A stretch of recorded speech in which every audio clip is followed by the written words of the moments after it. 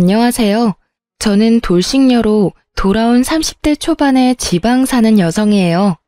남자 보는 눈이 없다는 말, 혹시 그 말에 공감하신 분이 여기 있으실까 모르겠지만 저에게 이 말은 뼈아픈 이혼의 기억이기도 해요. 아, 그리고 한 가지 더. 부모가 반대하는 결혼은 하는 게 아니다라는 말도 저에게는 참 아픈 말이기도 해요. 저의 결혼을 아버지가 무척 반대하셨거든요. 저와 남편은 동갑내기로 친구들의 소개로 만나게 됐어요. 남편은 제조업 종사자였고 저는 네일샵을 운영 중이었어요. 저는 어릴 때부터 공부보다는 미용에 더 관심이 있었고 그 때문에 대학교 진학은 포기했었어요. 남편은 대학교는 나왔고요. 처음에 남편을 저희 친정집에 데려갔을 때 저녁을 먹고 이야기를 나누던 아버지는 남편이 돌아가고 나서 저에게 결혼은 하지 말고 연애만 하라고 했었어요. 그렇지만 저는 그 사람을 너무 사랑했고 상냥하고 사근사근하게 저를 대해주는 그 모습에 헤어지는 건 상상도 할 수 없었어요. 결국은 제가 밀어붙여서 결혼에 성공하게 됐어요. 잘 살면 된다는 생각을 했거든요. 다들 처음 결혼할 때 그렇게 생각하잖아요. 저도 똑같았어요. 잘 사는 모습 보여주면 된다라고 쓸데없이 비장하게 생각했는데 정말 불과 3년 만에 헤어지게 될 줄 그 당시에는 상상도 못했죠. 친구들은 저희 신혼집에 대해서도 듣고는 이혼 후에 그때부터가 문제였다고 말하곤 했어요. 왜냐면 저희의 신혼집은 제가 살던 집의 전세금에 남편이 1,000만 원을 보태서 산 작은 아파트였거든요. 남편은 딱 1,000만 원을 보태줬고 대신 제 지분이 크다는 걸 감안해서 명의는 제 이름으로 되어 있었어요. 그래도 저는 개의치 않았어요. 사랑이라는 단 한마디만으로도 모든 게 설명됐던 콩깍지가 심하게 씌인 상태였으니까요. 그리고 결혼 전 남편 본가에 갔을 때 시댁 부모님이 잘 사는 편이 아니라는 걸 알고서는 모든 걸 다 이해하려고 했어요. 정말 그때는 모든 걸 다 퍼줘도 된다고 생각했는데 결혼을 하니 사람이 달라지더군요. 그것도 180도로 확 말이죠. 남편이 달라졌다는 걸 확실하게 느낀 건 첫 번째 결혼 기념일이었어요. 뭐든 첫 번째라는 건 무척 특별한 법이잖아요. 그래서 저도 그 특별한 날을 위해 며칠 전부터 무척 바쁘게 움직였어요. 우선은 백화점에 가서 평소에는 사기 힘든 비싼 브랜드의 커플 신발을 장만했어요. 두 사람의 기념일이니까 선물도 2개면 좋잖아요. 사면서도 남편이 얼마나 좋아할지 생각하며 저 스스로도 무척 즐거운 쇼핑이었어요. 딱히 남편에게 미리 말하지는 않았어요. 첫 번째 결혼 기념일을 설마 잊지는 않을 거라는 생각을 하기도 했고 서프라이즈 느낌도 좋았으니까요. 그렇게 저는 신발을 사서 몰래 숨겨두고 결혼 기념일 당일에는 스테이크와 와인까지 준비했죠. 향긋한 향초와 제가 좋아하는 장미꽃으로 식탁을 장식하고 남편을 기다리고 있었는데 남편의 귀가가 점점 늦어지더라고요. 결국은 전화를 하지 않으려고 했던 저는 걱정 반 짜증 반으로 남편의 전화번호를 눌렀죠. 남편이 전화를 받는 순간 주변에 왁자지껄한 소리가 확 귀를 파고들더군요. 순간 제 머릿속을 차지하고 있던 반틈의 걱정이 순식간에 날아가 버렸어요. 남편에게 말을 건네는 제 목소리가 제가 생각해도 차갑게 굳어있을 정도였으니까요. 어디야? 아, 나 지금 친구들이랑 놀고 있지. 오늘 좀 늦게 들어갈 것 같은데 내일 해장국이나 좀 끓여놔줘. 제가 화난 건 전혀 생각하지도 않은 남편의 밝은 목소리에 저는 더 열이 받았어요. 너 오늘이 무슨 날인지 잊어버렸어? 그렇게 물으면서도 저는 머릿속으로 왜 이렇게 중요한 날을 잊어버린 거야 하고 생각하고 있었어요. 그런데 오늘? 결혼기념일 맞지? 내뱉으려고 미리 머금었던 말들이 그 말에 다시 목구멍 안으로 쑥 밀려 들어가 버렸어요. 당연히 잊고 있어서 놀고 있는 거라고 생각했는데 알면서 놀고 있다는 말이 너무 충격이었으니까요. 제가 말을 잊지 못하니 남편이 먼저 말하더군요. 내가 안 와서 화났어? 자기가 좀 이해해. 어차피 잡은 물고기인데 기념일 꼬박꼬박 챙길 필요 없잖아. 솔직히 연애 때 챙겨준 것도 엄청 힘들었거든. 그러니까 우리 이제 이런 기념일 적당히 하자. 솔직히 연애 때 힘 다 써서 이젠 그런 거 챙길 힘도 없어. 해맑게 미친 소리를 하고 일방적으로 전화를 끊는 남편 놈을 보니 갑자기 부모님 생각이 나더라고요. 하지 마라는 결혼했다가 이 꼴이 된 것 같아서 힘든 소리도 못하겠고 열은 받았는데 풀 곳은 없고 결국은 저도 행동으로 보여주기로 했어요. 저는 제가 산 신발 선물을 꺼내 사진을 찍었어요. 그리고 그걸 SNS에 올리고 미안해 안녕 이라고 썼거든요. 남편이 그걸 보고 돌아오기만 한다면 용서해주겠다는 마음으로요. 그런데 연락 하나 없더라고요. 신경도 안 쓰고 열심히 놀고 있는 모양이더라고요. 부글부글 끓는 마음으로 남편을 기다렸는데 기다리는 남편은 오질 않고 문자 하나가 먼저 도착하더군요. 42만 5천 원이라는 금액의 술값 문자요. 남편은요, 남들이 우쭈쭈 하는 거에 약해 빠져서 누가 엉덩이만 살살 긁어주면 자기가 뭐라도 됐냥 큰 돈도 결제하곤 했어요. 그리고 주변의 나쁜 친구들은 모두 그걸 알고 이용해 먹는 거였고요. 결국은 자기가 대단한 사람이 됐다며 정신승리까지 하기도 했죠. 결혼 전에는 제가 하지 말라고 하면 안 하더니 결혼하고 나니 다시 그 친구들과 친하게 지내게 됐나 봐요. 이것도 잡은 물고기에는 밥을 안 준다는 생각의 연장인 거겠죠. 잠을 자야 하는데 머릿속이 부글부글 끓으며 잠이 너무 오지 않더라고요. 더 또렷해지기만 했죠. 그리고 문이 열리고 남편이 들어오는 소리가 들렸어요. 인사불성에 빠져서는 들어오자마자 씻지도 않고 침대에 누워 바로 자더군요. 그 모습에 더 화가 난 저는 다음날 날이 밝자마자 코골며 자는 남편 놈을 남겨두고 신발을 포장된 그대로 가지고 그걸 샀던 백화점 매장으로 향했어요. 그리고 남편 것만 반품 처리했어요. 어차피 신어보지도 않은 거였으니. 그리고 저는 반품한 남편 신발값으로 제 옷이랑 액세서리를 샀어요. 백화점에서 코스 요리까지 먹고 집에 왔는데 남편이 어디 갔었냐며 난리더군요. 아침부터 어디 갔던 거야? 해놓으라는 해장국도 안 해놓고. 어제 결혼기념일 안 챙겼다고 설마 삐쳐서 밥도 안 해놓고 남편 굶긴 거야? 웃기지도 않게 상전 노릇하고 있는 남편 놈을 보니 사그라들었던 화가 다시 활활 타오르더라고요. 그래, 당신이 안 챙겨준 결혼기념일 챙기려고 나 혼자 쇼핑이나 하고 맛있는 거 먹고 왔어. 그러면서 저는 제가 산 물건들 가방을 주르륵 늘어놨어요. 남편이 기웃거리며 자기 물건을 찾는 꼴이 너무 웃겨서 웃음이 나올 뻔했어요. 근데 왜 자기 것만 사왔어? 결혼기념일인데 내 건 어디 갔어? 당신이 굳이 기념일 챙기지 말라며. 안 주고 안 받고 싶은 거라고 생각해서 준비 안 했어. 알아서 내 건 내가 챙길 테니까 네 건 네가 알아서 챙겨. 아, 근데 이번 달 카드값 많이 나와서 힘들 테니까 뭐라도 살 거면 다음 달에 사. 어제 술값 40만 원 넘게 나왔더라고. 술값이 많이 나왔으면 당신도 이런 걸 사지 말았어야지. 너 설마 내가 어제 결혼기념일에 술 마시러 갔다고 화나서 이런 짓 한 거야? 정말? 술값을 많이 쓴 건 너잖아. 근데 왜 내가 당신 때문에 아껴 써야 하는데? 나도 돈 벌고 있어. 너한테 돈 타서 쓰는 것도 아닌데 왜 참견이야? 그리고 나는 어차피 결혼하면서 당신 따라 멀리 오는 바람에 돈 쓸 친구도 없어서 당신처럼 하룻밤에 40만 원 넘게 쓸 일이 없거든? 근데 너무 불공평하잖아. 당신은 돈을 그만큼이나 유흥비로 썼는데 왜 나는 그 돈을 못 써? 나도 그만큼 쓰려고 나를 위해 쇼핑한 거야.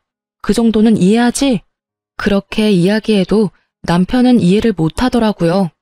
그저 자기 선물이 없다는 거에만 꽂혀서는 계속 선물 이야기만 해댔어요. 아, 장난하지 말고. 내 선물 있지? 어제 SNS 올린 거 아침에 봤거든? 신발 사놓은 거 맞지? 그거? 반품했는데? 너 어차피 잡은 물고기 밥 안 준다며? 우리 첫 결혼기념일이라 내 돈을 좀 썼는데 네가 그런 생각이면 나도 따라야지 뭐. 그래서 내 것만 남겨두고 반품했어. 그걸 왜 네 맘대로 반품하는 건데? 아, 진짜 어이없네. 아니, 무슨 생각으로 샀다가 반품을 한 거야? 이래서 못 배워먹은 것들은 티가 나. 아무것도 아닌 일에 금방 토라져서는 이런 일이나 버리고 머리 빈 여자랑은 결혼하지 말았어야 했는데 내가 바보지. 어휴. 그래, 나 고등학교도 겨우 졸업했어. 근데 내가 산 물건 내가 처분하는 게 왜 안 되는 건데? 네 돈 주고 산 것도 아니잖아. 반품을 하든 태워 먹든 네가 무슨 상관이야? 그리고 못 배운 여자들이 금방 토라진다는 건 또 무슨 어이없는 소리고? 당신이야말로 편협하고 쪼잔한 남자지. 오히려 저를 깔아내리며 상식 이하의 여자로 만드는 남편을 향해 분노로 가득 차 소리쳤어요. 엄청 화가 나는데 머리는 차분해지더라고요. 마치 얼음물을 뒤집어 쓴 것처럼요. 아니, 사줬다가 반품하는 것도 웃기잖아. 그냥 줬으면 될 일을 왜 번거롭게 반품을 했냐고. 아니, 너 해달라는 대로 해줬는데 왜 지랄인지 모르겠네? 이런 거 챙기지 말자며. 잡은 물고기 밥도 안 준다며. 나도 똑같이 하겠다니깐? 걱정하지 마. 앞으로도 쭉 그렇게 안 챙겨줄 거니까. 생일도 각자 알아서 챙겨. 알았지? 결국 신발 하나 날려먹고 앞으로의 선물 기회도 날려먹을 상황에 처한 남편은 그게 아깝기는 했는지 그 뒤로는 기념일을 꼬박꼬박 챙기더라고요. 아주 싸고 생색내기 좋은 것들로만요. 사랑이나 애정 따위는 들어있지 않은 그런 물건들 말이에요. 그러면서도 꼭 자기가 원하는 것도 꼭 챙기더라고요. 그 이후로 마음에 생긴 균열은 급하게 봉합이 됐지만 이미 무너진 신뢰는 다시 세워지지 않더라고요. 그렇지만 저희의 결혼 생활은 다시 이어졌어요. 그 정도 싸움으로 이혼을 결정하는 사람은 없잖아요. 이때는 그저 남편 놈의 나쁜 면을 하나 정도 알게 됐다는 느낌 정도였거든요. 그런 저를 이혼 생각에 빠지도록 만든 건 그로부터 2년이 되지 않던 어느 날의 일이었어요. 그때는 저희 아버지의 환갑이 곧 다가오고 있을 때였어요. 저희 아버지는 형제가 5이었는데 아버지 위로 두 큰삼촌은 환갑이 되기도 전에 돌아가셨거든요. 그래서 저희 가족에게 환갑은 무척 중요한 행사이기도 했어요. 게다가 그 다음 해에는 시부의 칠순 잔치도 있었기에 남편과 함께 저희는 3년이 다 되어 가도록 돈을 모으고 있었어요. 각자 30만 원씩 돈을 내서 총 60만 원을 한 달에 모았으니까 그 당시에는 2천만 원에 가까운 돈이 저금되어 있었어요. 그리고 그렇게 아버지 환갑을 며칠 앞둔 날 갑자기 시부모님께서 해외여행을 떠나신다고 연락이 왔더라고요. 저는 갑작스레 여행 간다는 연락이 와서 당황했어요. 그 전에 남편이나 시댁에서 말해줄 거라고 생각했는데 당일날 알게 됐거든요. 그래도 두 분이 노후를 잘 보내고 있구나 하는 생각으로 평범하게 지내려고 했는데 그 뒤로 두 분이 단톡방에 올리는 사진들이 무척이나 심상치 않더라고요. 비싸 보이는 침실의 모습과 음식들의 사진, 그리고 무엇보다 배경이 바닷가라는 것을 보고 그제야 두 분이 크루즈 여행을 갔구나 하고 생각을 했던 거죠. 호화로운 모습을 보니 한 사람당 돈 1,000만 원은 깨졌겠구나 하는 생각을 잠시 했는데 불현듯 그 큰 돈이 어디서 났을까 하는 생각이 떠오르더라고요. 시댁이 원래 그다지 부유한 집안은 아니었거든요. 콕 집어 말하자면 돈을 악착같이 아끼며 사시는 분들이라 저렇게 비싼 것들을 살 성격도 못 되시는데 말이죠. 여행이라면 관광버스에 10,000원 주고 가는 것만 생각하시던 분들인데 갑작스러운 크루즈 여행이라니. 게다가 옷도 다 새로 사서 입었는지 무척 비싼 옷을 입고 있더라고요. 저는 순간 쎄한 느낌이 등골을 스치는 걸 느꼈어요. 시부모가 로또에 당첨된 게 아니라면 무슨 일이 생긴 게 틀림없다는 생각으로 남편에게 조심스레 물어봤어요. 근데 당신 시댁 어른들 무슨 돈이 있으셔서 크루즈 여행을 가셨을까? 평소에는 비싼 음식 먹기만 해도 경기를 하시는 분들이시잖아. 아, 그거? 내가 돈 좀 보태드렸어. 명색이 아들인데 이럴 때 효도 좀 해야지. 안 그래? 아버지 칠순도 얼마 안 남고 해서 말이야. 저는 그 말에 화가 났어요. 그렇지만 뭐라 할 수는 없었어요. 자기 부모님 여행 보내드리는데 자기 돈 보태는 거 제가 뭐라고 할 수 있는 상황이 아니잖아요. 그렇지만 우리는 부부고 서로 경제권을 완전히 묶은 건 아니지만 큰 돈 들어가고 나가는 거는 서로에게 알리는 게 좋잖아요. 그래서 제가 남편에게 한마디 했어요. 부모님 여행 보내드리는 거 나도 찬성이긴 한데 그렇게 큰 돈 쓸 거면 미리 나한테 말 좀 해줘야 하지 않아?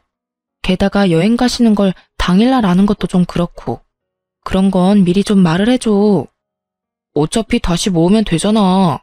금방 돈 모았는데 또 금방 모이겠지. 그 말에 저는 잠깐 머리가 멈췄어요. 제가 뭘 들은 건가 싶었거든요. 다시 모으자니 뭘? 재차 확인하는 제 모습에 남편은 태연스럽게 말하더라고요. 우리 한 달에 30만 원씩 총 60만 원씩 모으던 거 있잖아. 그 돈으로 크루즈 여행 티켓 끊고 옷도 사드렸지. 비싼 데 가면 비싼 옷도 입어줘야 하니까. 그 말은 우리가 모았던 2천만 원을 시부모 크루즈 여행에 보탰다는 말이었어요. 저는 완전 빡쳐서 남편에게 꽥 소리를 질렀어요. 그 돈을 왜 네가 멋대로 써? 그건 네 돈이 아니라 우리 돈이야. 너랑 내가 모은 돈.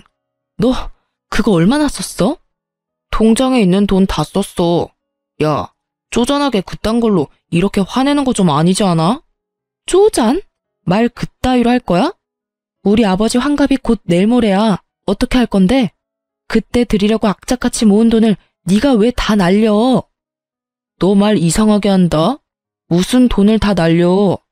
넌 시댁에 쓴 돈도 날렸다고 하는 거야? 어이구, 그러면서 자기 부모님 환갑은 얼마나 챙기는지. 어차피 환갑 요새 중요하지도 않은데 그냥 넘어가면 될 일이지. 뭘 그렇게 목숨 걸듯 이야기하고 난리야?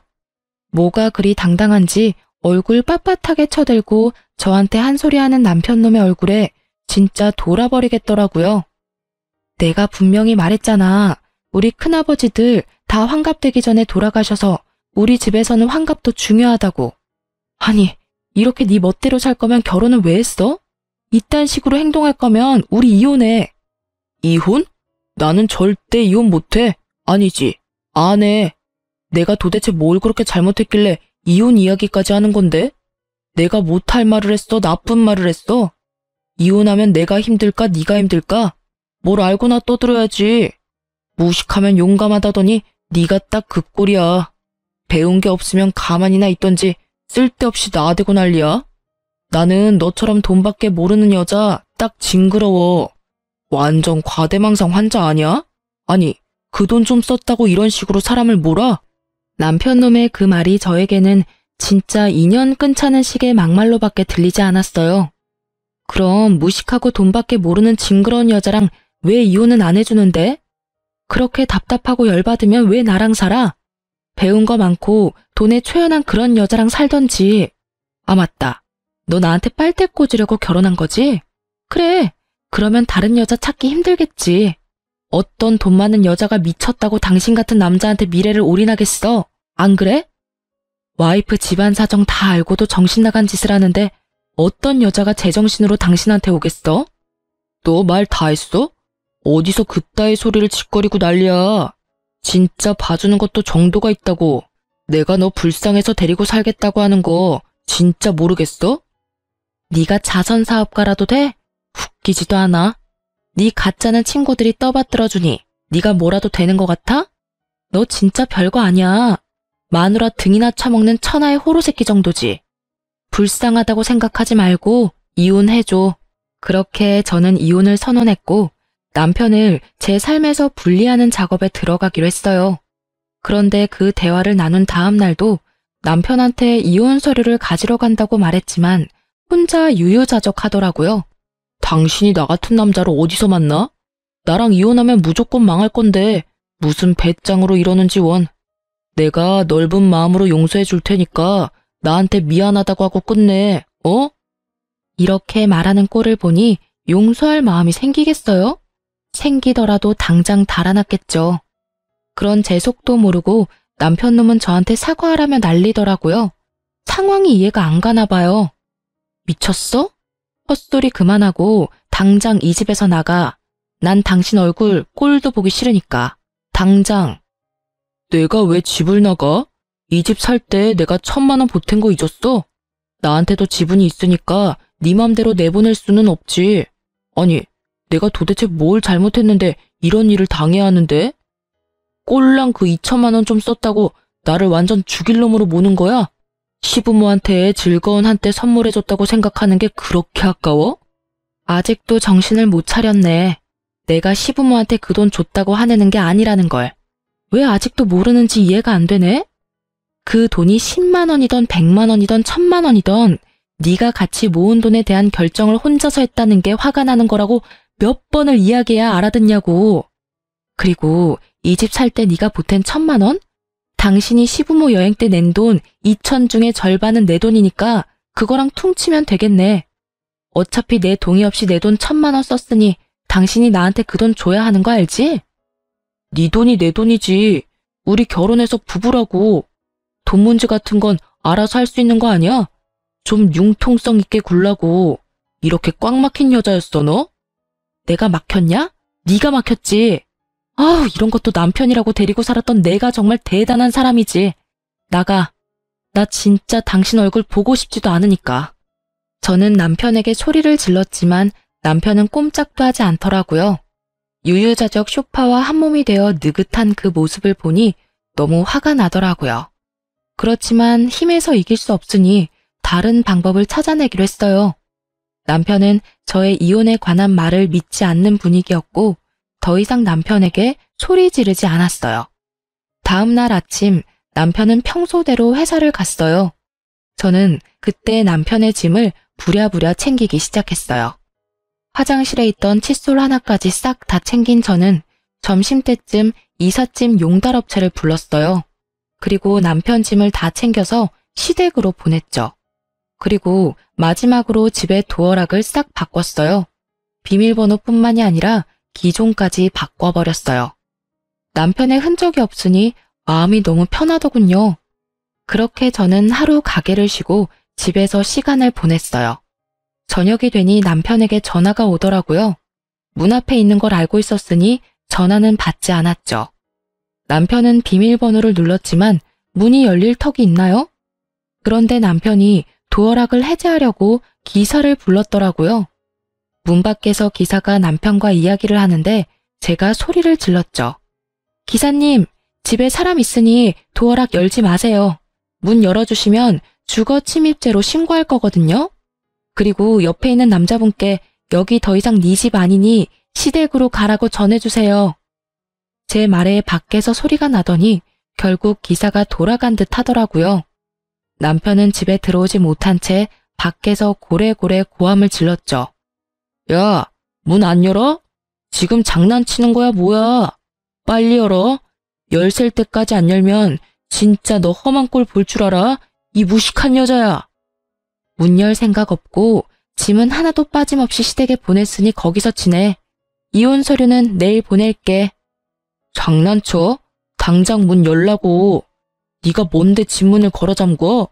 고래고래 소리를 지르던 남편 놈은 옆집 사람의 항의에 결국 꼬리 내리고 시댁으로 가더군요. 저는 속이 시원하더라고요. 남편 놈 얼굴 안 보는 게 어찌나 속이 시원하던지. 다음 날 저는 이혼 서류도 시댁에 보냈어요. 시부모님이 안 계시니 그 사이에 해결할 생각이었죠.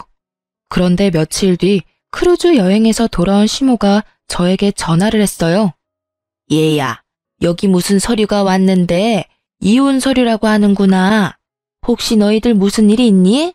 우리 집에 아버 모시며 짐까지 다 보내놓고 여기서 회사를 다니고 있으니 대관절 이게 다 무슨 일이야?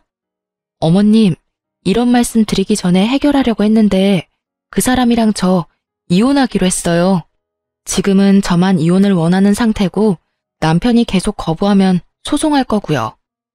왜 갑자기 이혼을 해? 너희 그렇게 잘 지내놓고선. 시모의 놀란 목소리가 들렸어요. 저는 시모에게 다 털어놓기로 했어요. 시댁에서도 이제는 알아야 할 상황이기도 했고요. 그 사람이 저희가 같이 모은 목돈을 몰래 혼자 다 썼더라고요. 다른 건 다 용서해도 그건 좀 아니잖아요. 개인 돈도 아니고 우리가 같이 사용하는 돈을 어떻게 그렇게 함부로 사용할 수 있어요? 그럴 리가. 걔는 절대로 그런 애가 아니야. 설마 그렇다 하더라도 필요한 곳에 썼겠지. 필요한 곳이기는 했죠. 두 분 호화 크루즈 여행 갈 때 쓴 돈이 그 돈이거든요. 저도 두 분 여행 보내드리는 거에 불만은 없어요. 그런데 사용할 거라면 최소한 미리 저한테 이야기라도 해야 하지 않나요? 그런데 저는 어머님이 사진 보내기 전까지 여행 가는 거에 대해 아무것도 몰랐어요. 게다가 그 돈은 저희가 양가 부모님 잔치 때 쓰려고 모은 돈이었어요. 특히 저희 아버지 환갑이 바로 코앞인데 그 돈 다 써버려서 저는 지금 해드릴 수 있는 게 없고요. 아니, 이런 걸 다 떠나서 최소한 저한테 미안한 감정이라도 가져야 하는 거 아니에요? 아예 저를 무식하고 돈만 밝히는 여자라고 얼마나 고래고래 소리를 치는지. 그래서 이혼하기로 했어요. 제 말에 시모가 꿀먹은 벙어리가 되더군요. 그 2천만 원을 두 분께 쓴 거 아깝다고 생각하는 거 절대 아니에요. 만약 아버지 환갑이 아니었으면 두 분께 충분히 그런 선물 드릴 수도 있는 상황이었고요. 그런데 그 큰 돈을 같이 모은 사람에게 한마디의 상의도 없이 써버리는 건 그 사람 잘못이 틀림없다고 생각해요. 아니, 잘잘못을 가릴 필요까지도 없이 그냥 제가 그런 사람을 견디지 못하겠어요. 앞으로 집을 옮기거나 사업 때문에 큰 돈이 생기면 이번처럼 똑같이 자기 원하는 대로 돈을 쓰지 않겠어요? 하나를 보면 열을 한다고 제가 봤을 때는 그럴 만한 사람이거든요. 얘야, 우리는 그런 건 생각도 못하고 나는 그저 아들이 개인적으로 모은 돈이라고 생각했어. 내가 생각해도 그게 나쁜 일이기는 한데 그것만으로 이혼하는 건 너무 성급하지 않니? 오해가 있을지도 모르고 또 다르게 생각하면 이해해 줄 수 있을 법도 하고. 그거 하나만으로 헤어지자고 하는 건 아니에요. 그 사람은 저한테 무식하다거나 배워먹지 못했다거나 그런 말을 서스럼없이 쓰거든요. 게다가 제가 하는 말을 하나도 신경 써서 듣지를 않아요. 저희 가족 대대로 환갑을 못 넘긴 분들이 많아서 우리 집은 환갑잔치 중요하게 생각한다고 몇 번을 말했는데도 환갑잔치 2주 앞두고 이런 짓을 벌였으니까요. 와이프를 얼마만큼 아래로 보면 장인어른은 이렇게 홀대하는 걸까요? 이야기를 듣던 시부모도 제 말에는 아무런 말도 더 이상 잊지를 못했어요. 이건 서로 이해하라는 선을 떠난 무척이나 감정적인 상황이 되어버렸으니까요. 예, 며느라가 미안하다. 우리는 그런 것도 모르고 내가 이놈한테 단단하게 일러놓으마. 대체 그 녀석은 어쩌자고 이런 일을 한 거야? 시모가 급히 저에게 위로의 말을 건네더라고요. 그렇지만 이미 상해버린 감정은 다시 봉합되지 않았어요. 결국 이혼 소송이 진행되었고 남편놈은 제가 일하는 네일샵까지 찾아와 제게 소송을 취하하고 돌아오라며 당당하게 굴더군요. 소송 취하하고 빨리 원래대로 다 돌려놔. 너처럼 무식한 여자 누가 데려가? 나 말고는 너 받아줄 사람 없다니까. 그리고 내가 100번 양보해서 이번 환갑 때 50만 원 정도 지원해 줄게. 솔직히 그거면 떡을 치고도 남잖아. 정말 말은 잘하죠. 1,000만 원과 50만 원이 비교가 되는 것도 아닌데 마치 인심 써서 그 정도 해준다는 걸 보니 정말 대단하다 싶더라고요. 지금 나하고 개그하는 거야? 2천만 원을 가져다가 홀라당 해먹고는 고작 50만 원을 준다고? 너한테는 그게 상식이야? 어떻게 눈 하나 깜빡 안 하고 그런 미친 소리가 나와? 그리고 내가 많이 배우지 못한 건 맞지만 네가 인간이 덜 된 놈이라는 건 잘 알겠어. 넌 뭘 그렇게 많이 배웠길래 남이 모은 돈까지 말도 없이 쓰는 미친 짓거리까지 배운 거야? 미친 짓거리? 이게 사람이 봐주니까 눈에 뵈는 게 없지? 나 오늘 여기서 계속 죽치고 있을 거니까 알아서 해. 네가 소송 취하해줄 때까지 나 안 나가. 남편놈은 대기석 의자에 널브러지듯이 앉아서는 눈까지 감고 팔짱까지 끼고는 모르쇠로 운운하며 앉아있더라고요. 웃기지도 않네.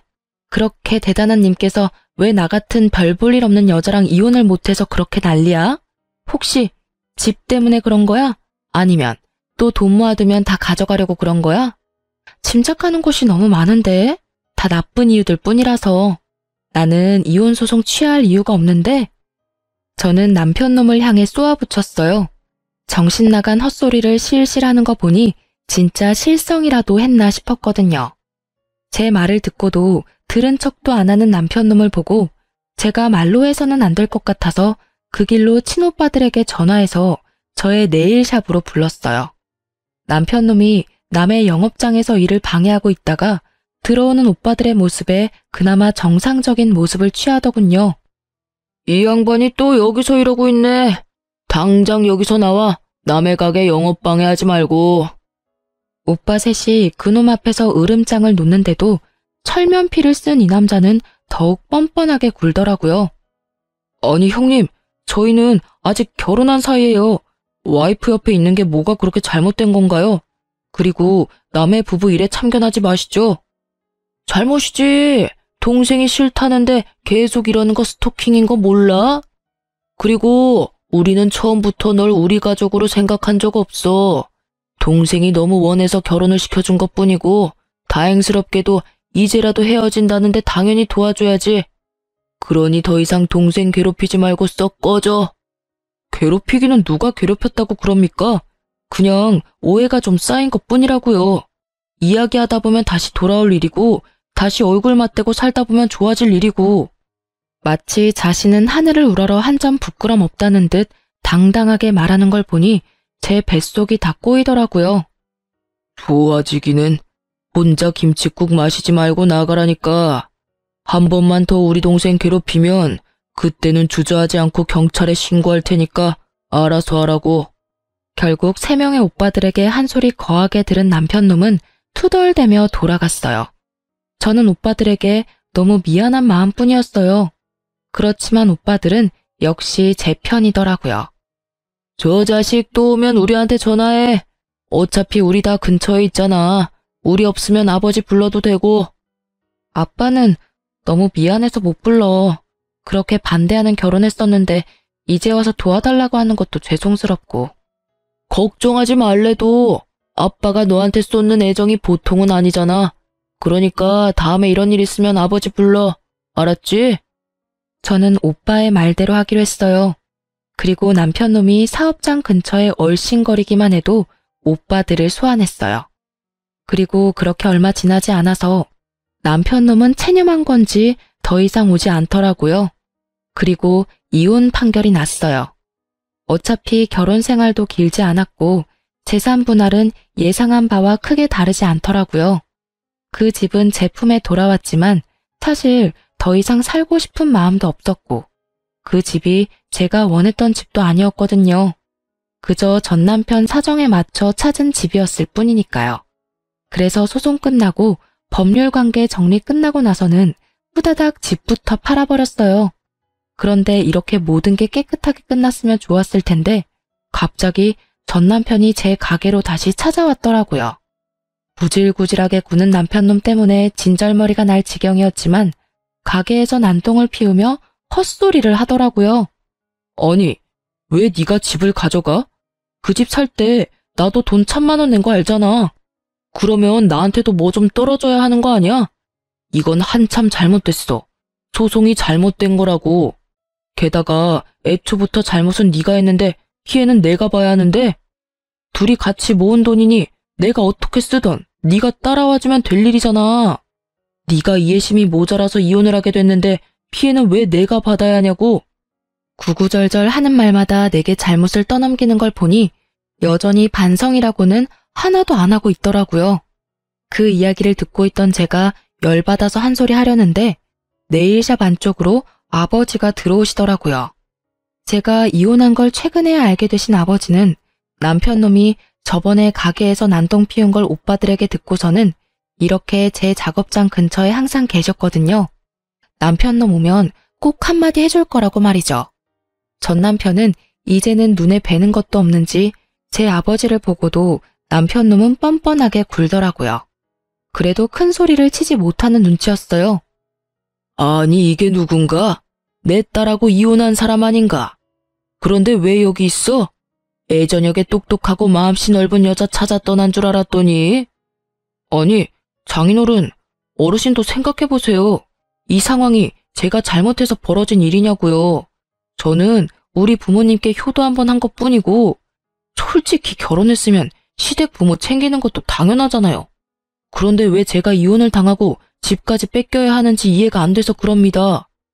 그래, 각자 부모 챙기는 건 당연하지. 그런데 그럴 거였으면 자네 돈으로 효도하지 그랬어. 마누라 돈으로 생색냈으면서 사과는커녕 뻣뻣하게 굴지 않나.